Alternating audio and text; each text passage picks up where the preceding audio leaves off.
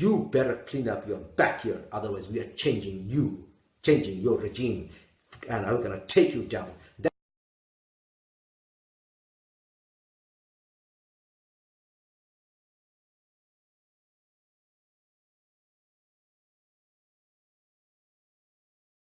That's what I was waiting for, and it has come at last. Yes, the French president has confirmed that the attack in Nice was carried out by IS activists, IS bastards. So at last, the bastards of Allah have struck again.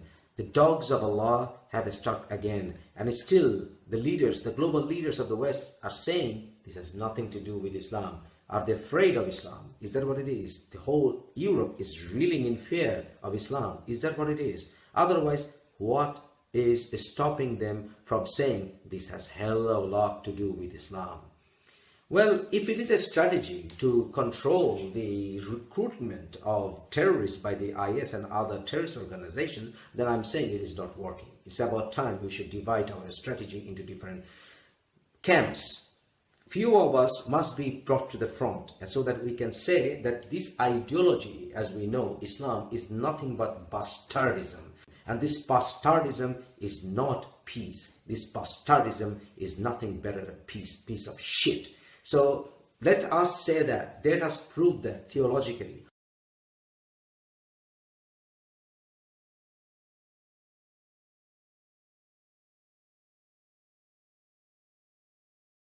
But terrorism, 9/11 for instance, according to classical Islamic law, is classified as hiraba, which carries the death penalty. Well, jihad is not the same as a militant perspective. Jihad just means the use of proportional force, which exists in most cultures, just war doctrine. Terrorism is something else. Terrorism is the arbitrary targeting of the innocent in order to place pressure on governments, which is something that doesn't have origins in Islamic culture or ethics and comes out of the French Revolution and certain 19th century anarchist movements that use terrorism. Its adoption in the Muslim world is very recent and is an expression of westernization. But terrorism, 9/11 for instance, according to classical Islamic law, is classified as hiraba, which carries the death penalty. So there isn't really an issue. The problem is people in the West don't know who speaks for Islam, and in most cases they don't even think that they should ask. Islam has leaders and muftis and Islamic universities that issue declarations on these things, but everybody's very vague about what Muslims actually think. So they know about Abu Qatada or whoever, but they don't know what the Mufti of Egypt is saying about anything. It's pretty hopeless, really. But then Muslims can also misunderstand what's going on in the Christian world. There are Islamic apologists who are always ready to point to the past. They will say, Second World War was not started by the Muslims. First World War was not started by the Muslims. Hiroshima and Nagasaki bombs were not dropped by Muslims.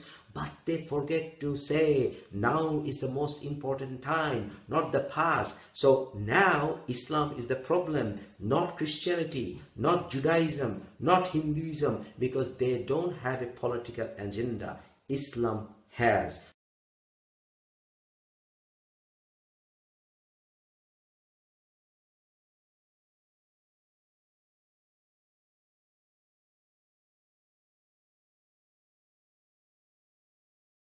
Are some facts that Bill seems to love. When you hear them, it's going to blow your mind a bit because the way you're told stories doesn't incorporate this information. Did you know that only 2% of all terrorist attacks were committed by Islamic groups or individuals? Like, I can't get my head around that because I can't think what the other 98% are because I never hear those stories about Buddhist or Christian attacks.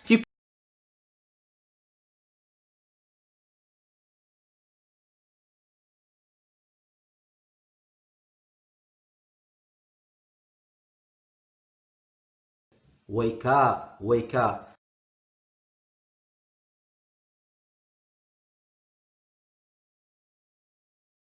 So how do you stop it? You cannot stop it by bombing nations.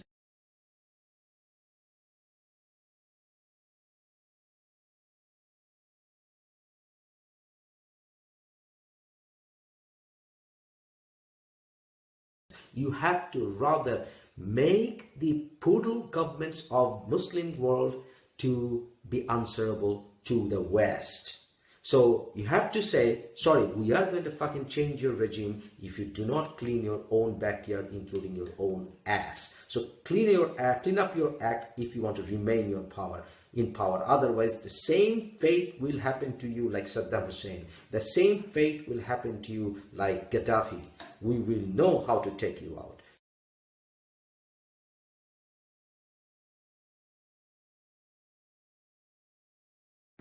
So terrorism's a real thing, and if you want to deal with it, there's a couple of ways of doing it. One way is to stop your own terrorism.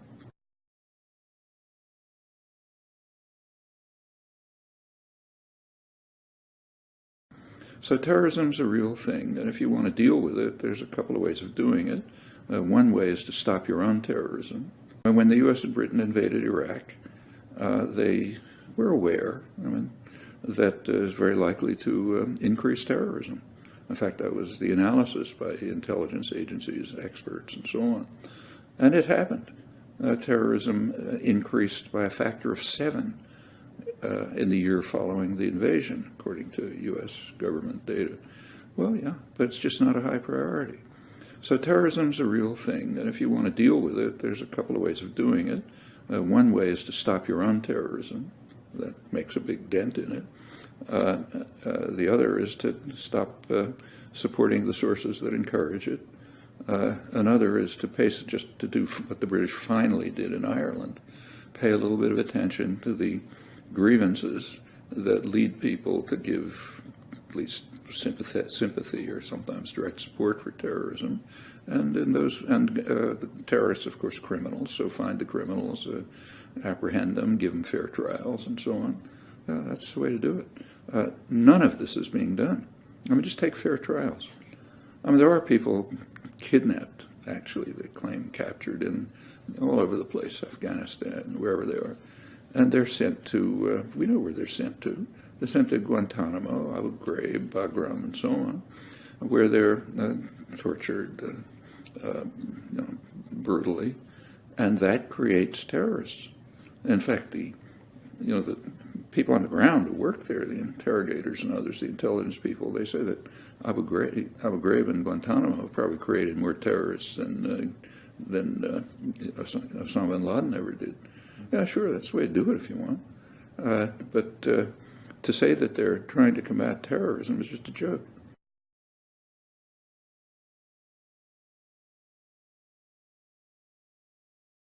The same fate will happen to you like Saddam Hussein. So tell the Saudi king that you have done enough shit, you have spread enough shit, so if you don't ask to change your regime like we changed in 1953 in Iran, you better behave. And you take out weapons, you spend your bullets that you spend money on to buy $15 billion of it, of your petrol money, to carve these terrorist recruitments, because you started it, Saudi Arabia. You started it in early 1960s by establishing Medina University, by establishing Arabiat al-Islam state organization, by establishing Islamic Bank with the help of other Muslim organizations. So you are spreading evil. You better clean up your backyard, otherwise we are changing your regime, and I'm going to take you down.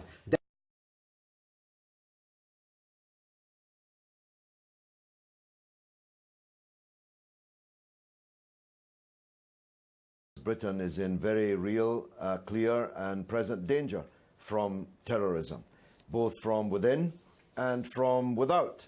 But only a fool or a knave would seek to separate British foreign policy from that danger of terrorism. In my opinion, it's injustice, humiliation, oppression that are the most common causes of terrorism. Terrorism that we're seeing today, I believe, is often a response to oppression.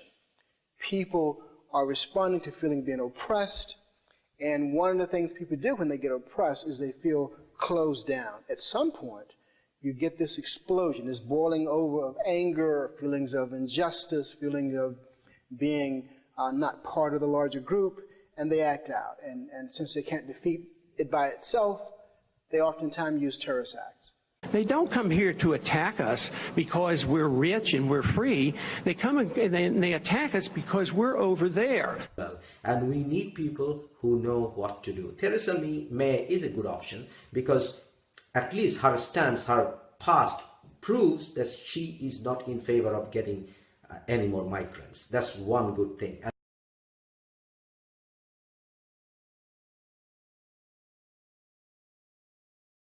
Islam, why should we not curb Islamic practices? Why should we not shut down mosques? Yes, you can say that it's a freedom of religion and all that, but my friend, there have been innumerable examples since Second World War where the Western governments had to curb on certain constitutional rights and human rights because of the special circumstances needed special measures. So special measures should be taken up. Practice of Islam must be curtailed in many of the aspects. They do not deserve equal status with other religions because they are creating problem. If they want to practice their religion as a spiritual quest, if there is any, they should do it at home. And most of the mosques should be shut down, simply shut down, because they are creating trouble. They are breeding terrorists. They are bringing in imams who have no idea what the Western values stand for.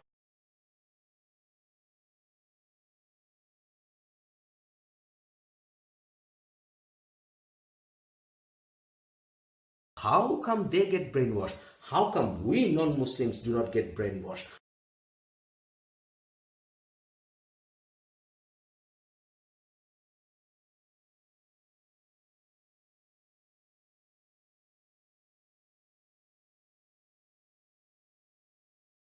And why are you going for terrorism, terrorist cause? Why is America 30% white guys and 70% of the shootings in the last many decades have been at the hands of white guys? I'm not saying we should racially profile white guys, but I do think it's interesting to note that had 70% of mass shooters been, let's say, Arabs or African American men, I think the conversation right now would be a very different conversation where we'd be having a much less nuanced, a much uglier conversation. No. Prove it.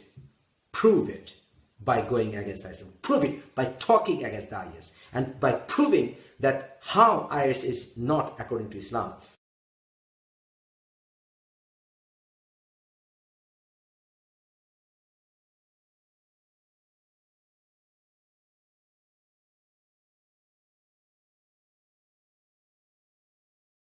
I know somebody in England who told me an extraordinary story about how when he was only 14 years old, living as a non-Muslim in a part of England far from me, had a dream of a beautiful man who wore a green turban and had a smiling face. And when this teenager woke up, he felt there was still some kind of interesting fragrance in the room. And he read and he read and he realized that it was Sayyidina Muhammad sallallahu alaihi wasallam, and he became Muslim and is now Hafiz of Quran, even though he's convert to Islam. How that happened in his dream, this is part of the Alam al-Arwah, the secret world of the spirit consciousness, strange things that happen to people in sleeping or half-waking states, and Allahu A'lam as to how that works. But in Allah's generosity, anybody, even the likes of us, can hope one day to be pulled with Allah's net out of our dunya and given something better, inshallah.